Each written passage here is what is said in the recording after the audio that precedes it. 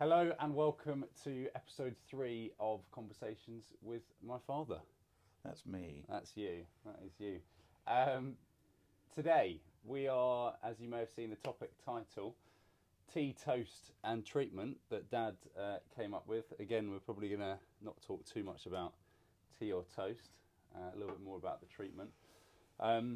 Seeing as the last episode has gone down so well with the cancer, given it's such a topic. Such a topic. But Dad, you probably only went through 2 or 3 years worth. Well, we kind of fleetingly went. Less than that, actually. Yeah. So we don't want to bore you too much, but at the same time, we want to give you the whole story.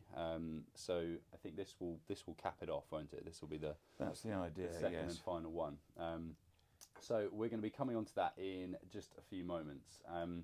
However, I wanted to say a huge thank you to everyone who has started to follow the channel.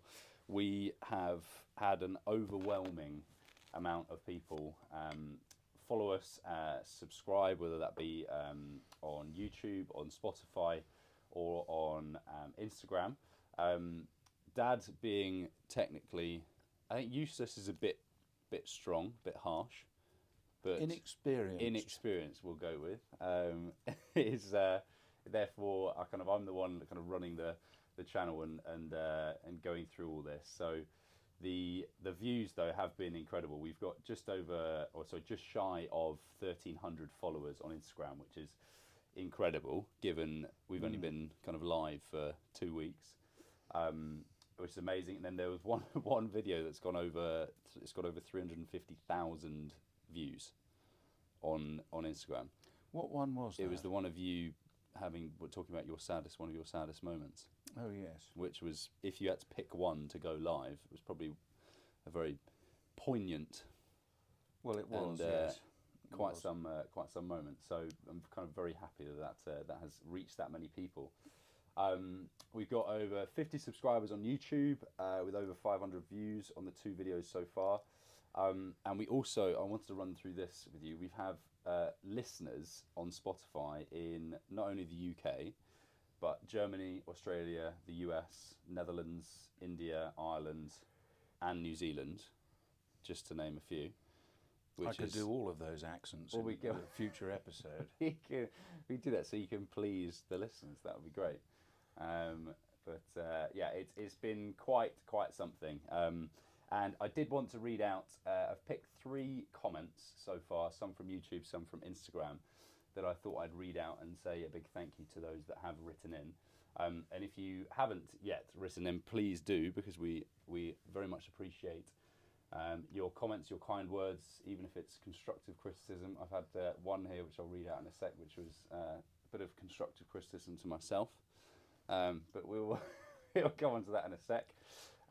We had Neil Wakeford wrote in saying, addicted already, really enjoy these podcasts. Chris is such an interesting chap and Freddie's love for him is evident.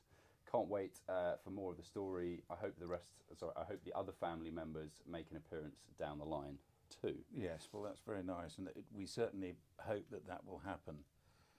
But we just wanted to make sure that we've got a foundation based on your idea and our interaction and conversation, and exactly. If people like it, then we can certainly bring the other family members in. I would 100%. Dearly love to do that. 100%. Thank you, Neil. Thank you, Neil. Instapool81, the 81st of the Instapool clan, I suppose you could call that. He said, he's written in saying, I stumbled across a reel of yours which led me to YouTube, and I subscribed immediately. Sadly, both of my parents have passed away, and while I don't wish I could have done the same as you're doing, I really see the value in it and wouldn't mind borrowing a dad to listen to. Bless him. So very sweet. I did actually reply to Instapool81 and said, you're more than welcome to borrow him. I believe his daily rate is pretty affordable. Just need to be southeast based and can do a pick up and drop off service. So as long as you agree with that, hopefully you'll be down.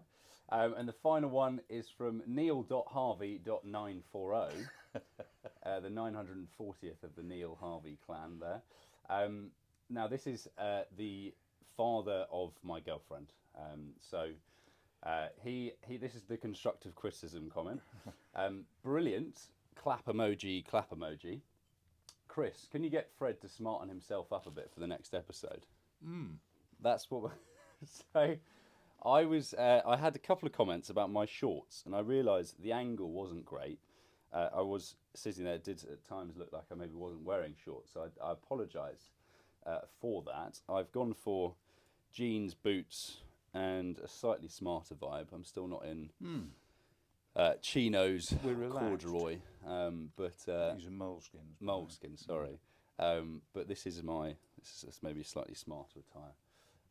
So point taken on board, Neil. Thank you very much for your kind words. Today we're going to come on to tea, toast, and treatments. Dad, we finished the last episode, and Dad hinted at the fact that he hadn't really got that deep. I've just realised we've got a wasp here. Look at that. Do you want me to deal with that? Because that could. Well, you just open the door and it'll fly out. Yeah, I'm going to do that.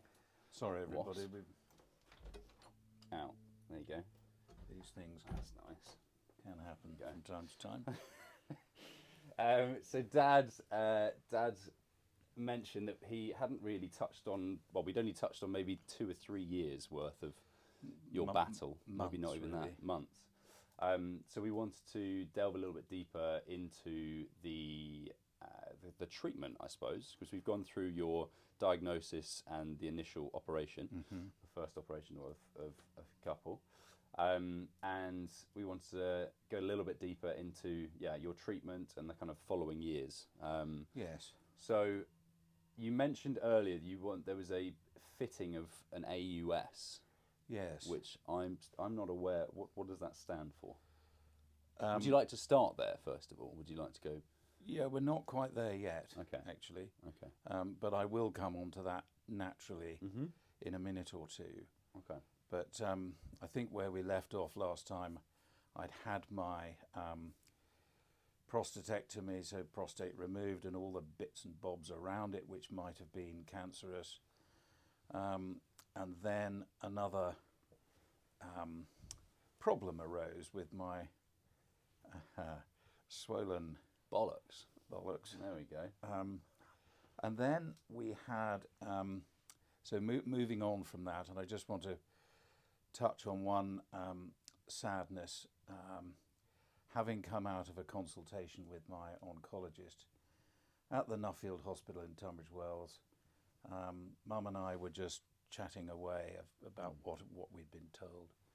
And then down the corridor came Len and Andrea, our great friends. Well, I'm trying not to put surnames in at this point, but Len's son Max was a great friend of Freddie's at school, and we looked at each other in the reception area and thought, what are you doing here? What are you doing here?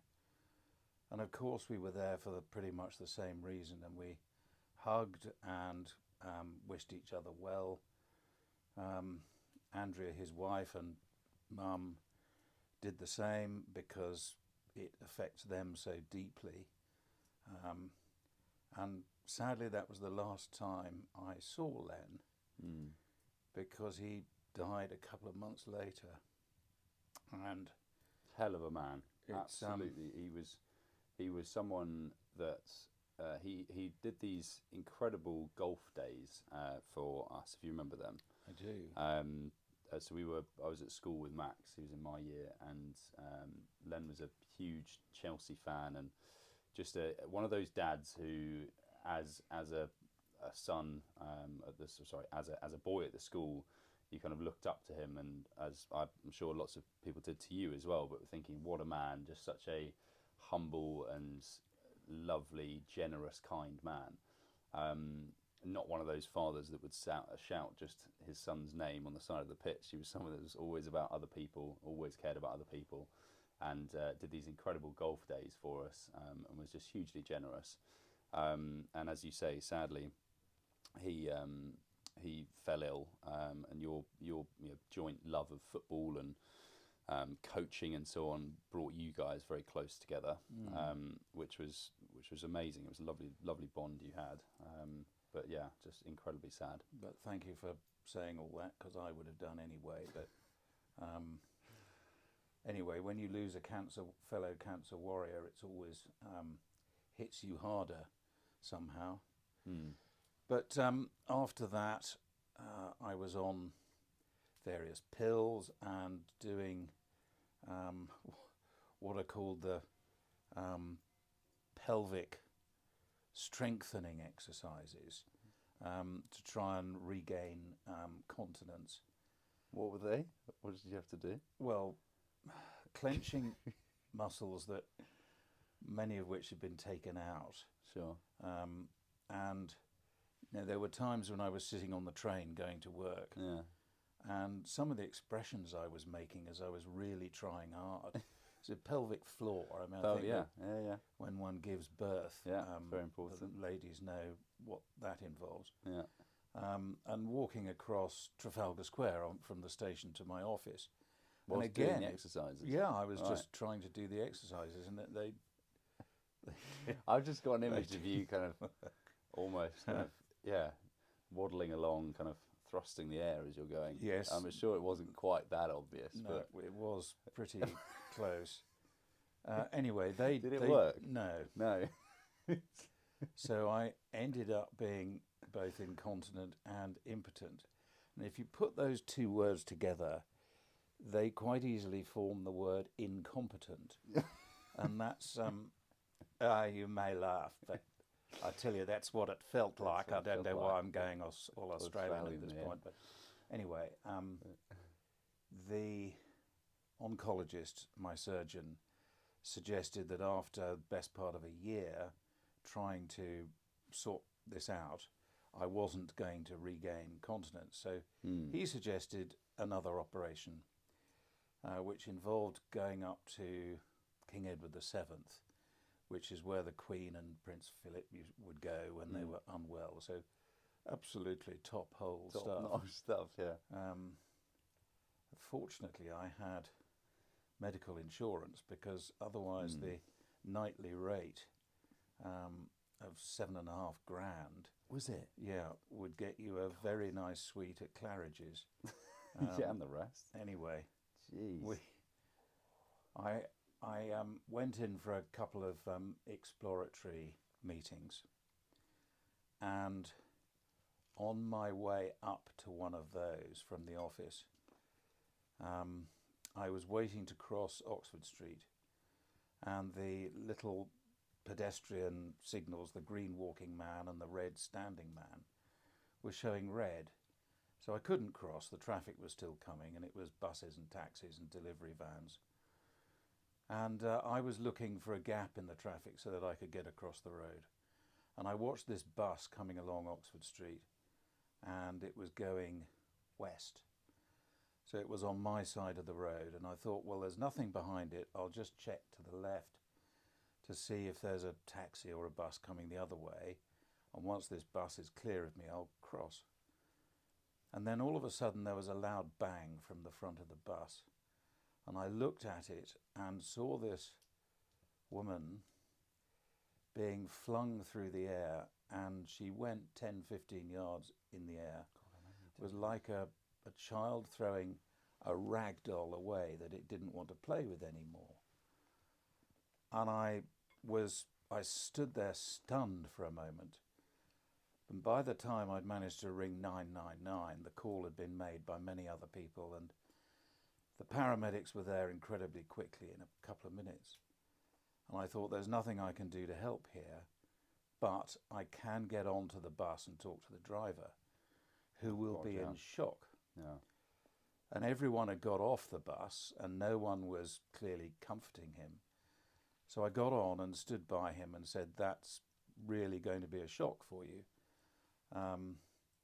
As I have witnessed your arrival on the scene, I've witnessed the accident, and here is my card if you need to get in touch with me, because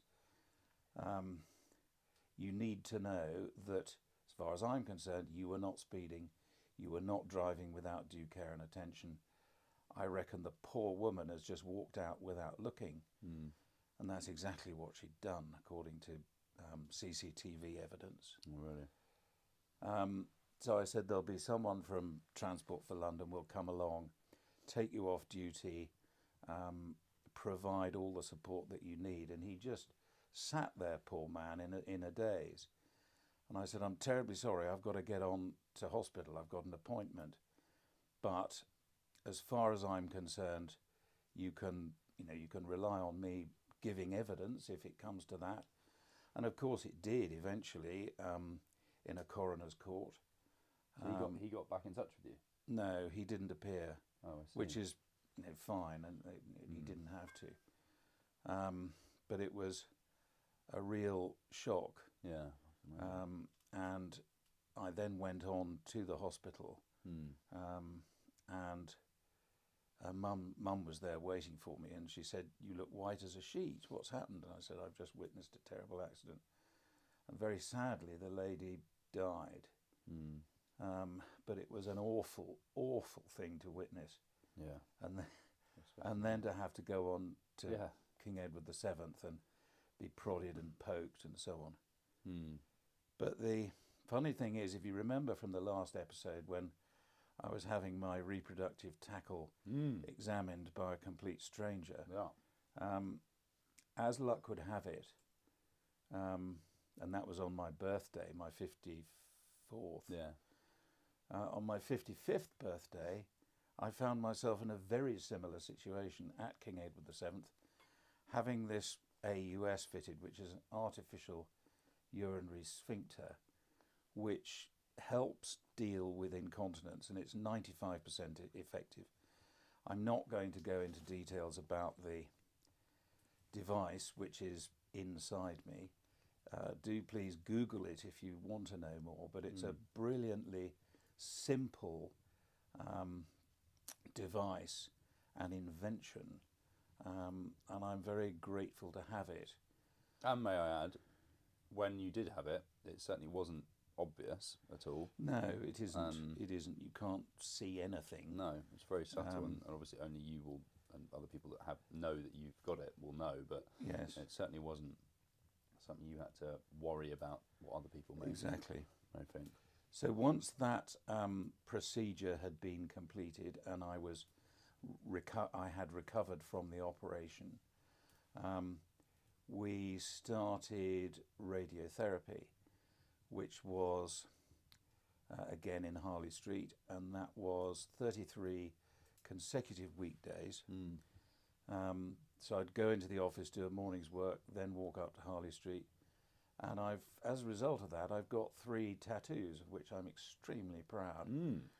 They're green dots, one on each hip and one on my tummy, where the machine, the radiotherapy machine, had to be aimed in order to make sure that it was firing its rays at the appropriate place without causing collateral damage. And this is the same for anyone having radiotherapy. They will always have these tattoos for life. It depends what cancer they have, really. But okay, but I know my client he also had a tattoo, or this dot as well. Yes, done for him. So I was wondering whether that happened, and part of the process, which was not one of my fondest memories, is a self-administered enema every session, so 33 of those. Again, look up if you're not quite sure about that. 33? 33 in a row, yes.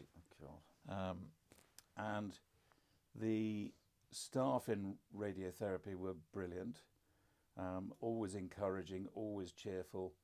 So I'd lay down on the couch, and this huge machine would whir and rotate, and it couldn't feel a thing. It was utterly painless. But the process of being in this machine and other people caring for me just to keep me going was quite emotional. So it was a struggle, and it made me very tired. Emotionally, it was exhausting. You didn't have to have any cold cap on at this time? No. Good. No, that was later. That was later. So that worked pretty well to start with, and my PSA levels were kept low. I mean, they should be less than 0.1 now that I don't have a prostate.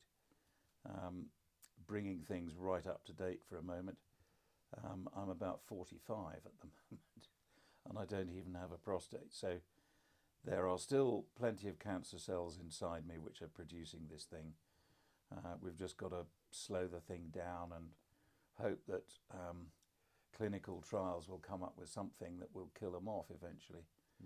Anyway, after that radiotherapy, we just were back on the pills, the chemo pills, which seemed to be effective, but then they would cease to be effective. They'd run out of efficacy, or the cancer would do something to beat it. Right. But after a while, I suppose this brings us on to about 2017,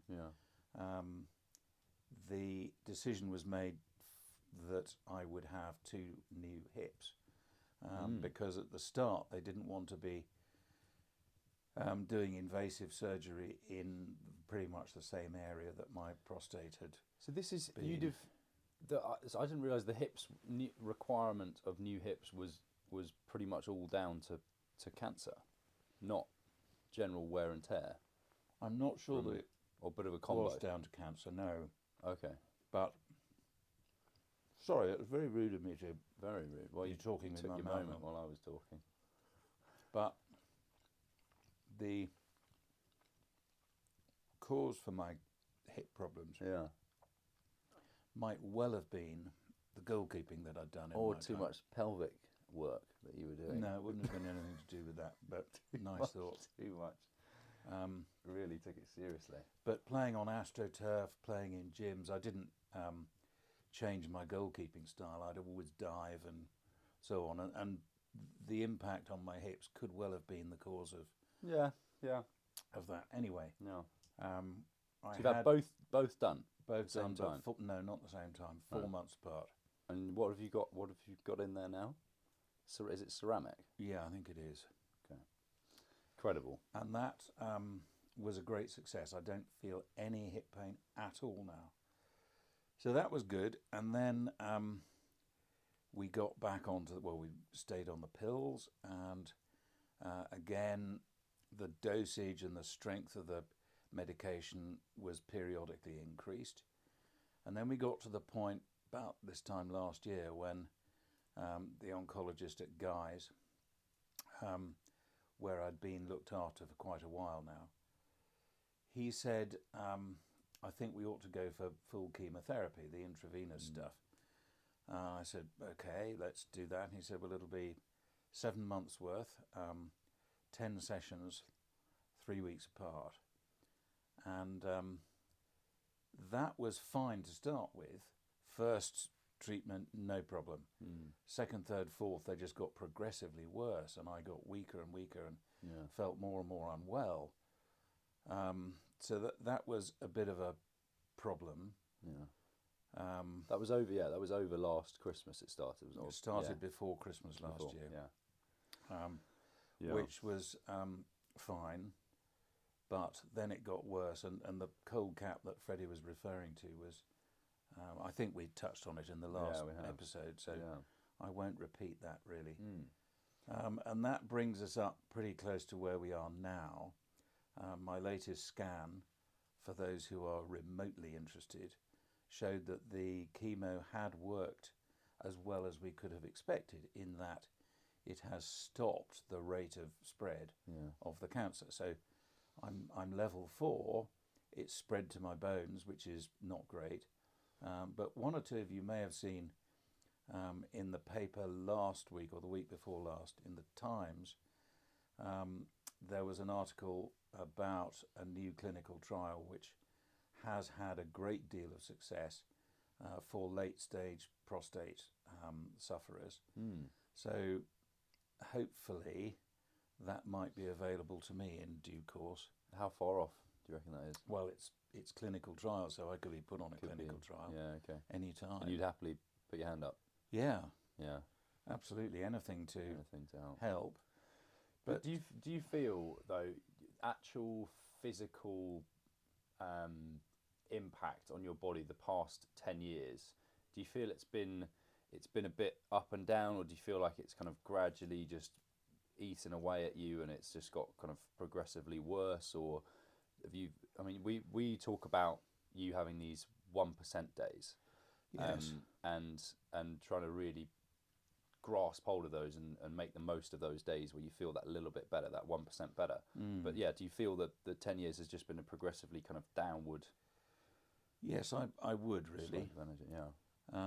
And it's the side effects of the drugs. The cancer itself, I have not felt, touch wood, a thing. Yeah. It's, I'm examined, I'm told that I've got it, I'm told what my treatment's going to be, what the side effects are. And it's really the side effects of general weakening of my physical strength, and loss of energy, which is frustrating, but it takes weeks and months to manifest itself, and for me to feel it. But it's just been a gradual and you were deterioration. Is it right that you were on pills that wipe out all testosterone as well?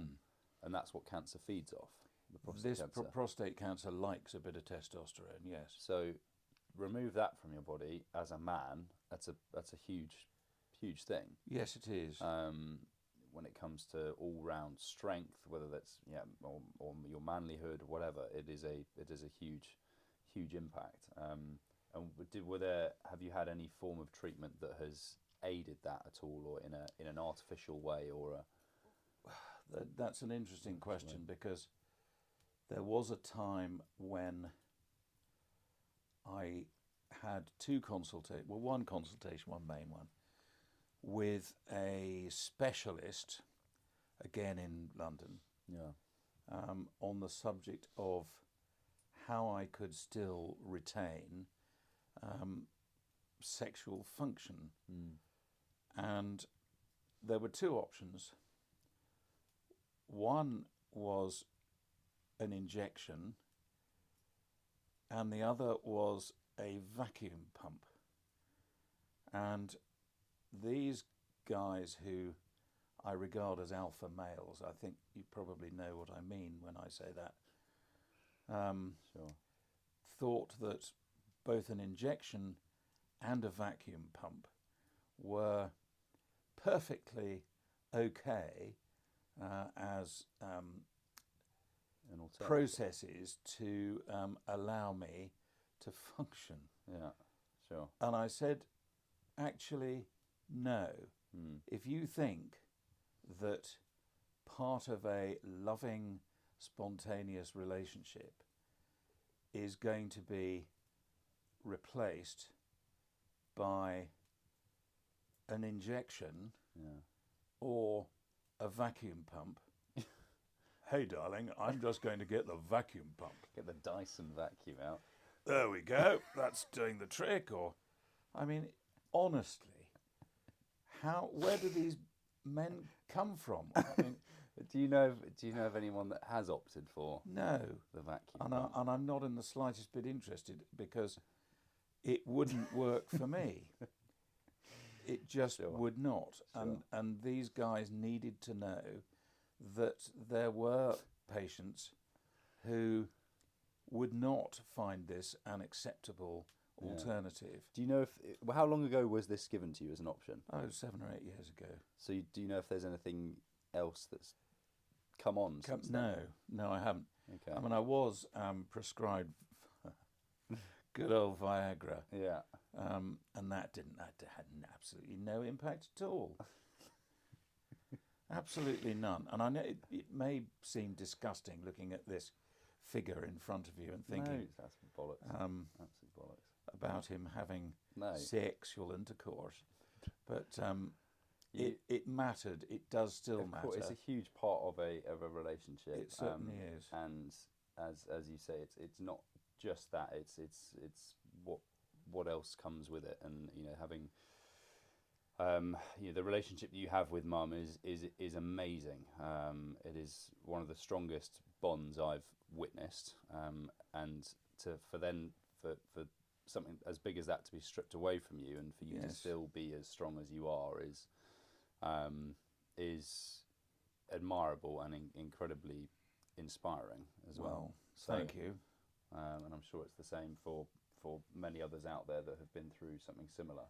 But it does just highlight the fact that prostate cancer in a man affects both parties, and I said this in the last episode. Yeah. But it really does. Yeah. Other forms of cancer don't necessarily do that. Would cervical cancer? Well, possibly, yes. Actually, I'm not sure entirely, but it could be. Possibly, but yeah, I can only huge. comment on my experience with that. Now, we've also noted down there was a nose job that you had. Oh, yes. The rhinoplasty. Dad had an enormous nose before, and then now it's come down to what it is now. My nose in proportion has not changed. But yes, I had basal cell carcinoma removed from my nose, which was an unpleasant experience. Can you explain what that is exactly? Well, it's a little cancerous mark on one's face. I mean, I suppose if you've been out in the sunshine a lot,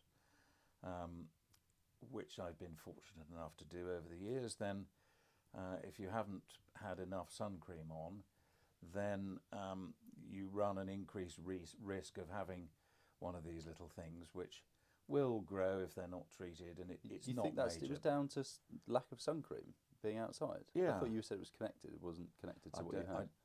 I don't think it was connected Right, with what okay. I had, but it was just something different. Okay.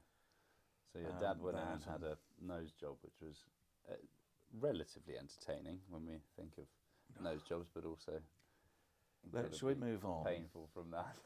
We certainly can. But you've gone through, ultimately, I want to say, as a son, going through this, and hopefully I speak on behalf of my brother and my sister when I say that what you've gone through, the past 10 years, and hearing all of this treatment, medication, operations, it's huge, and you have been incredibly modest and subtle in the way you've gone about it to make sure that we, as part of the family, aren't too affected by it. Because I suppose that 10-year period from when I was 20 to now being 30, a lot's going on in my life, and maybe you felt you didn't want to put something like that on me as a burden, or to hold me back, because I think I've only really known what you've properly been through the past probably 2-3 years of us talking about it. Yes. And whether that was something you actively did to try and hide from us, or not to give us as much detail because maybe we were younger and we wouldn't understand it, or you did it as a way to try and not give us that sense of the fact you were suffering. Well, I was guided to some extent by my own parents. Mum, who died in 1982, aged 63, of breast cancer. So she'd had 2 mastectomies. The first one happened when I was still at school, and I just thought, Mum's strong, she'll be fine. I don't need to worry about anything. That's what my housemaster said. And then after I'd left school and was at university, she had another mastectomy. But again, I felt Mum will cope. She's got Dad there to help and to support. And she never really talked about it, and Dad didn't either. So I felt well and truly protected from it, and I suppose in many respects I buried my head in the sand. But it was a shock when she died, and therefore it was just Dad and me left to help each other through that loss. And that brought me closer to him, and I had him on his own for 14 years until he passed away in 96. So you feel you've kind of adopted a similar sort of approach with I think us kids? that it helped me as the recipient of the information that mum was unwell with cancer. And I didn't want to be as reluctant to talk to you about it as mum and dad were, because I felt you were perfectly capable of handling the situation. I was very relieved that it was me that was having to deal with it firsthand, and not any of you, because I'd have been worried sick had it been any of you or mum. But I feel able to cope with it. And I hope you found that too, without being Without a doubt. too upsetting for you. No, and it's. I would like to say though that you have. I think your generation are still quite stiff upper lip, especially being a man. Maybe you don't talk about your emotions as much as potentially our generation are beginning to do. I've found the past probably 5 years or so being in London, there was a lovely man called Ben who I met, who was very encouraging of being open and talking Yes. about how you feel and showing that kind of vulnerable side. And I think I've learned a hell of a lot from him. And then I'd like to think I'd be able to give that side of me to my kids as well. And I think Yes. it does change from generation to generation. And that's nothing against you in the way you've dealt with it, but it's a tough balance, because you want to be open at times, but then also when you've got kids that maybe are, as I said, I was probably 19, 20 when you were diagnosed, Phoebe a little bit older and my brother a little bit younger, but Albert was either finishing school or I was at uni and Phoebe was finishing uni. There were big parts, big moments in our lives. Yes. And for you, maybe you thought you didn't want to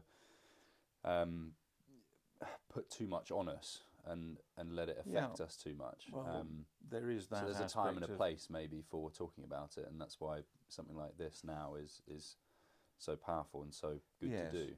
Well, it's part of parenting, really, to Yeah, make these judgment calls and what's good and what's less good. of course. So no, Well, I I think certainly don't deliberately want to hide anything, but no, and I'd like to think nonetheless, that, I don't want to upset people unnecessarily. yeah, and I would like to think that, you know, certainly moving forwards from now, that we are, us kids, brothers 27, I'm 30, my sister's 30, 33, 32, 33 now, that we are of an age now where we can speak adult to adult, and we Yes. can talk about these things openly and kind of share the pain, Yes. so much so that we can hopefully lighten the load on your shoulders in some Well, way, shape or form. Well, thank you. That's good to know. Yeah. I think we've probably come to the end of the cancer treatment story, in as much as it's been brought up to date. But I know as well, and I wanted to highlight from that was what I think his name was Neil, who commented, Neil Wakeford, saying how much he lost his parents and how much this podcast has helped people. Yes. Because we're talking about it and going into some detail where other people may not. And I'd personally, from me to you, would like to say a big thank you for being so open about it and honest. It's no problem at all. Yeah.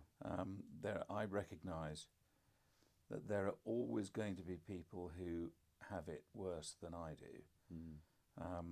And why I am able to say I've been very lucky in receiving the treatment that I have. And that's down to the skill and the judgment and the experience of the medical teams. Yeah. I feel very much on their radar, and that I will receive whatever I need when I need it. And the good Lord may or may not have something to do with it, but the first people I want to thank are the medics, who have been brilliant throughout this journey.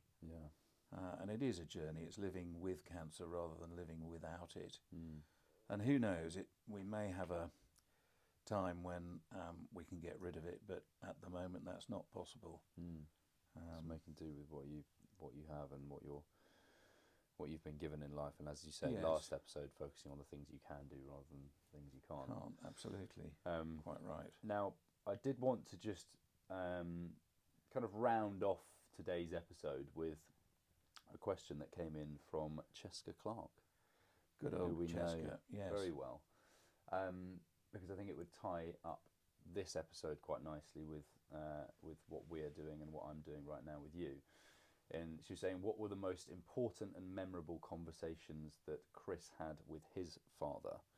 And can I make it a little bit more specific and try and tie it into what we've been saying and saying, did you ever discuss with your dad losing mum and mum passing? Yes, but not like this. It would just be daily experiences of the realisation that it was just the two of us left.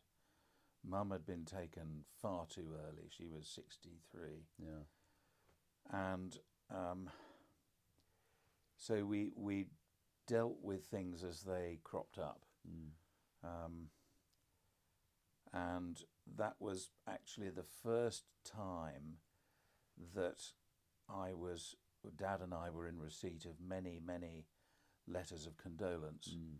And it made me realise what was appropriate and what was inappropriate. Everybody, without fail, would write wanting to help and be consoling. Consoling, yeah. But some of the advice that the advice from some people was just unhelpful. Can you remember anything in particular? Well, not really, but I'm remembering my emotions at the time. Okay. And it helped me realise what I found to be constructive in a situation like that. And consequently, I've written many letters of condolence to children, surviving spouse and so on, when they've lost someone very dear.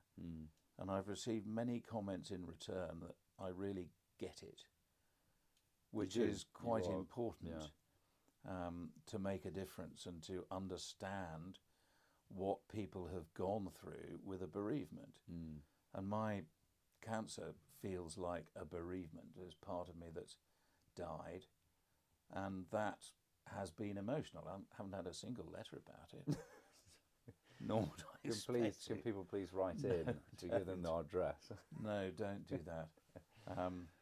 But it's I don't think I had any specific one-to-ones with Dad about losing Mum. They were just little snippets of conversation about how we were feeling, how we were coping, and so on. And it was only 5 months after Mum died that I met Mum, which was real godsend. Yeah.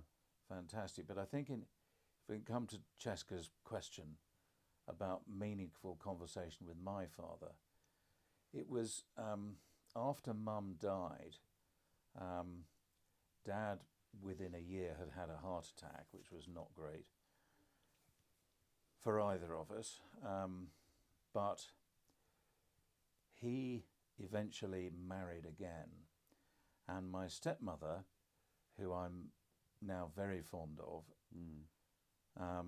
was very different to my mum, and that was difficult for me to accept. And I'm sure there are many people watching this conversation who have stepmothers, stepfathers, who are very different to their natural parent who is no longer around.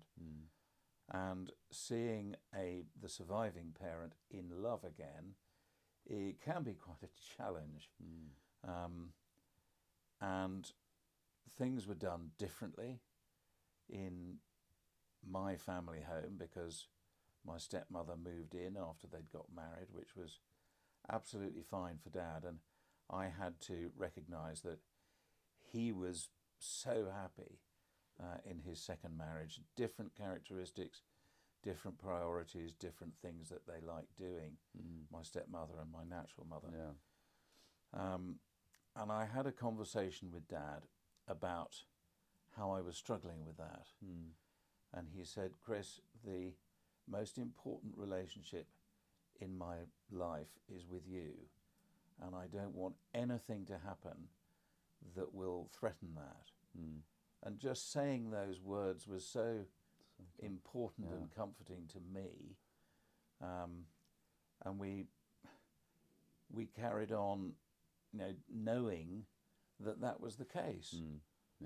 Because Dad was so dear to me and such a But sometimes that's all you need to hear. It's just just those comforting words, and that's absolutely. That's obviously meant a lot that you can remember it to this day. So that would be my best conversation with my father. So that was, when he was in his 70s. He was 77 when he died. And it was just towards the end of life or his life. And it was really positive. Any other questions coming up there? Well, I thought I wanted to kind of leave it at that. There were some more, but they're not really very relevant to what we've discussed today. So I don't want to go off on too much of a tangent, otherwise we could be chatting for another 10, 15. Yes. So what I think we should do is round that off for today's episode number 3. Episode 4, Christmas special. Christmas special, which is we have some.